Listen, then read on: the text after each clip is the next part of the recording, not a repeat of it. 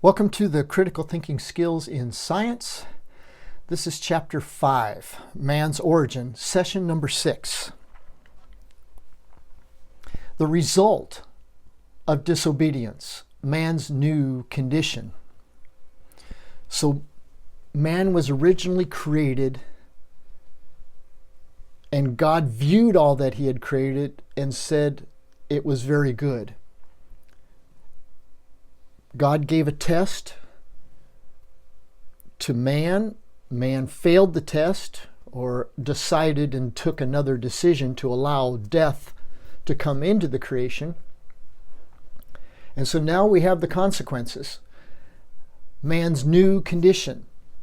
Genesis chapter 3, verses 17 through 19 says, "To Adam, he said, because you have listened to your wife's voice, and have eaten from the tree about which I commanded you, saying, you shall not eat of it, the ground is cursed for your sake.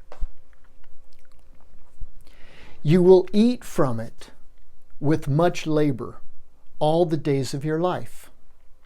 It will yield thorns and thistles to you, and you will eat the herb of the field.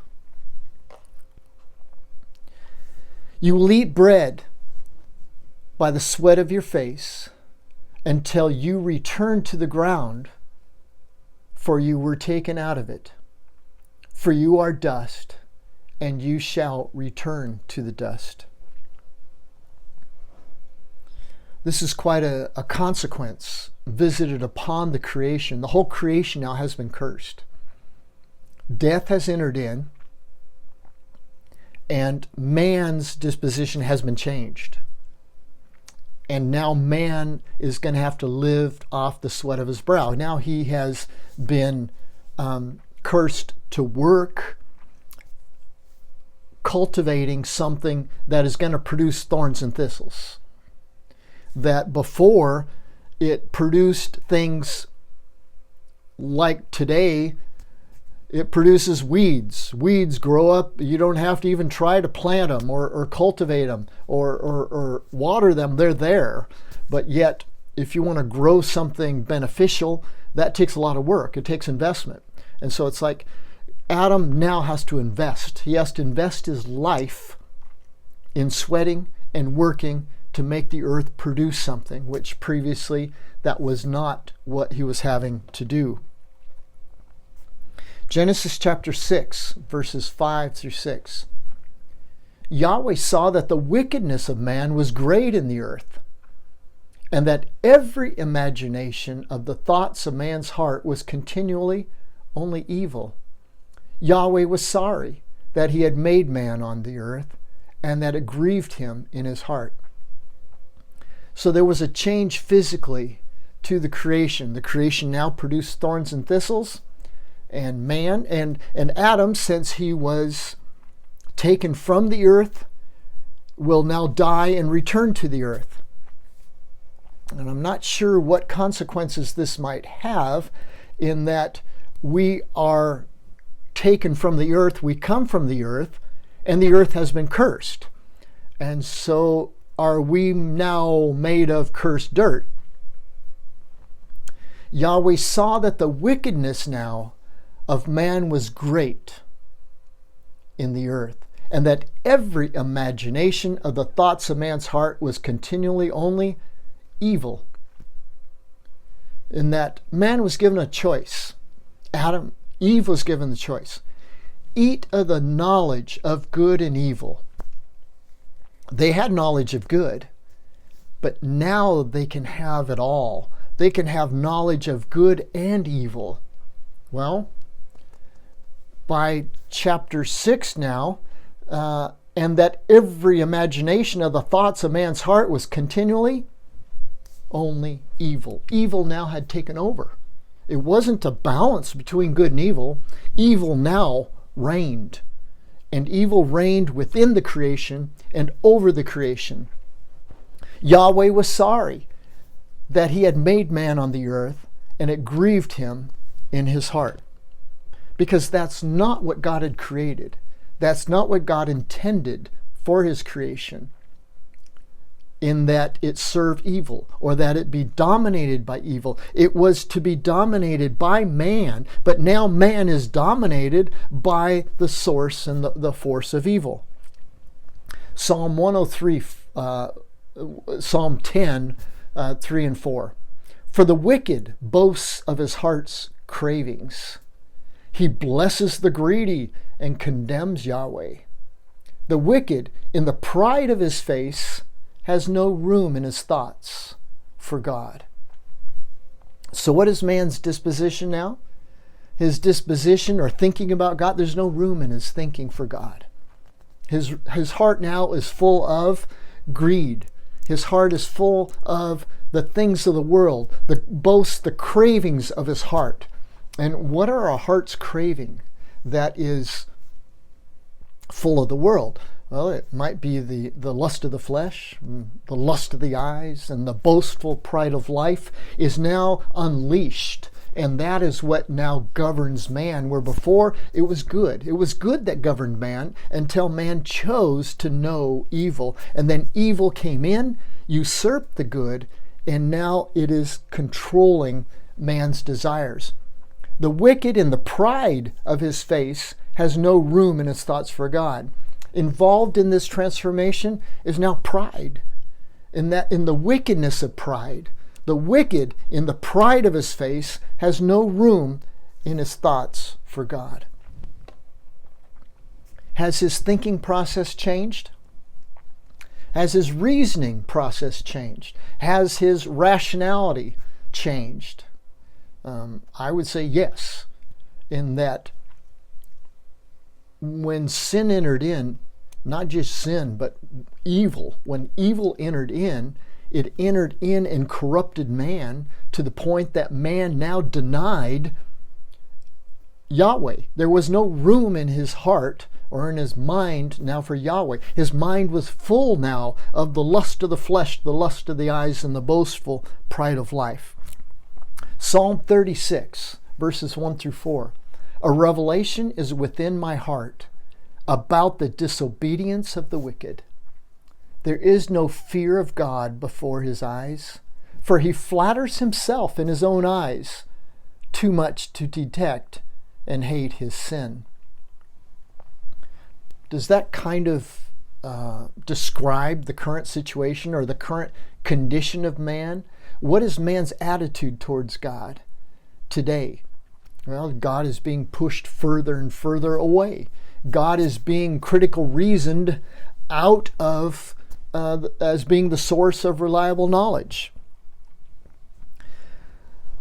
The words of his mouth are iniquity and deceit.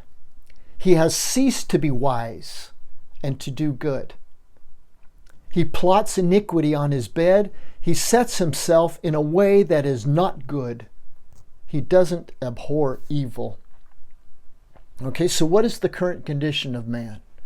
As the psalmist inscribed, the words of his mouth are iniquity and deceit. Okay, that was the arum of subtle, that the serpent was the most subtle character, which arum had a double connotation. One was cunning, one was very clever, one was, and all those can be used in a positive way. But the other side of that same word is deceit, deceitful. And so the serpent came in and deceived Adam and Eve, saying that now you will know more. You will know between good and evil. Well, yeah, and now evil has entered in and dominates and now just has taken over the whole creation. The words of his mouth are iniquity and deceit. He has ceased to be wise. So in other words, wisdom biblically is to be found in God. And since man now rejects God, he has rejected wisdom. So pretending to pursue knowledge without God is to pursue anti-wisdom, is to pursue something that is not. He plots iniquity on his bed. He sets himself in a way that is not good. He doesn't abhor evil. He doesn't distinguish evil. He doesn't understand evil. He can't recognize evil. Matthew chapter 12, verses 43 through 45. When an unclean spirit has gone out of a man, does man have a spirit?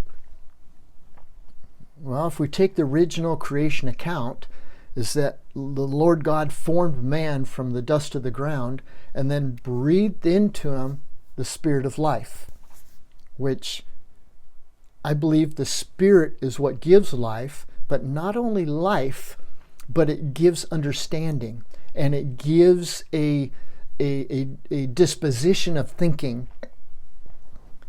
And now in Matthew we have, when an unclean spirit has gone out of a man. So in other words, now instead of possessing us or us being possessed by the Spirit of God, now man is possessed by the spirit of the world or by the spirits of the world.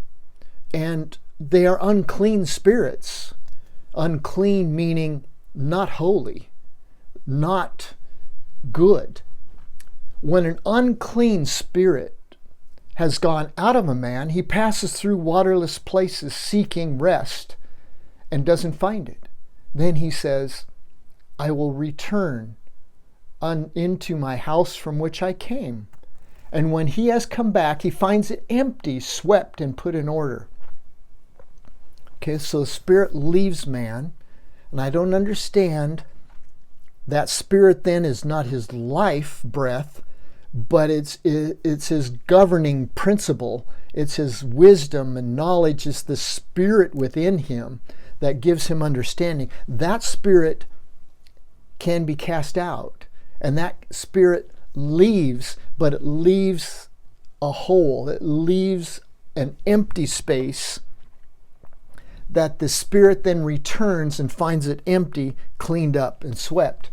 Then he goes and takes with himself 7 other spirits, more evil than he is, and they enter in and dwell there. The last state of that man becomes worse than the first. Even so it will be also to this evil generation. Today we don't recognize the spirit world as being a real dimension that can influence the physical world or influence humanity in general.